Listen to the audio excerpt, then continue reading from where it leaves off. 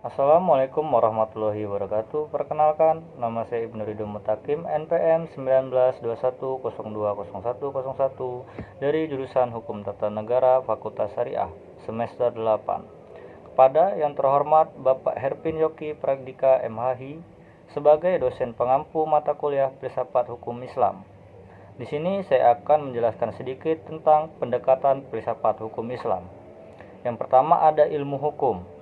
Beberapa pendapat mengatakan bahwa karena filsafat hukum merupakan bagian khusus dari filsafat pada umumnya, maka berarti filsafat hukum hanya mempelajari hukum secara khusus, sehingga hal-hal non-hukum menjadi tidak relevan dalam kajian filsafat hukum.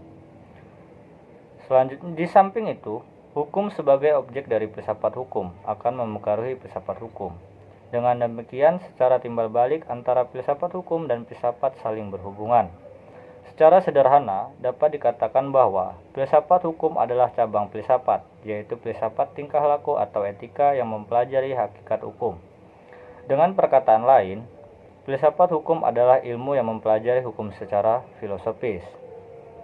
Menurut Purnadi Purbacaraka dan Swejarno Swekanto, hukum dapat diartikan sebagai: yang pertama, ilmu pengetahuan, yakni pengetahuan yang tersusun secara sistematis atas dasar kekuatan pemikiran. Yang kedua, disiplin, yakni suatu sistem ajaran tentang kenyataan atau gejala-gejala yang dihadapi. Yang ketiga, norma, yakni pedoman atau patokan sikap tindak perilaku yang pantas atau diharapkan. Yang keempat, tata hukum, yakni struktur atau proses perangkat norma-norma hukum yang berlaku pada suatu waktu dan tempat tertentu serta terbentuk tertulis.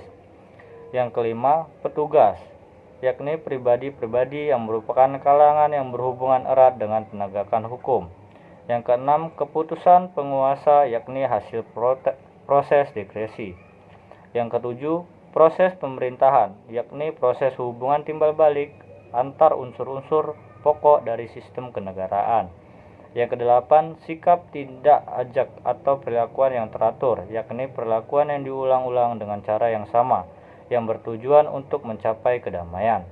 Yang terakhir, jalinan nilai-nilai, yakni jalinan dari konsepsi-konsepsi abstrak tentang apa yang dianggap baik dan buruk. Selanjutnya, ilmu filsafat sosial. Filsafat sosial merupakan cabang filsafat yang mempelajari persoalan kemasyarakatan secara kritis, radikal, dan komprehensif. Menurut Plato dan Aristoteles, susunan masyarakat mencerminkan susunan kosmos yang abadi. Manusia berkewajiban untuk menyesuaikan diri dengan susunan itu dan menaati demi keselamatannya. Kalau tidak, ia akan menghancurkan dirinya. Paham tentang autonomi kosmos diganti dengan paham heteronominya, yaitu kepercayaan bahwa kosmos tidak berdiri sendiri, tetapi bergantung pada kemahakuasaan Allah. Ketertiban kosmos adalah suatu ketertiban yang telah diciptakan.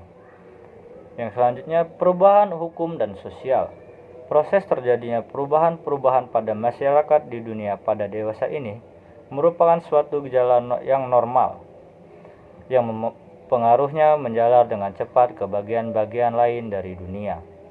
Antara lain, berkat adanya komunikasi modern dengan taraf teknologi yang berkembang dengan pesatnya, penemuan-penemuan baru di bidang teknologi terjadi suatu revolusi, modernisasi, pendidikan, dan lain-lain. Selanjutnya, faktor yang memengaruhi terjadinya perubahan sosial.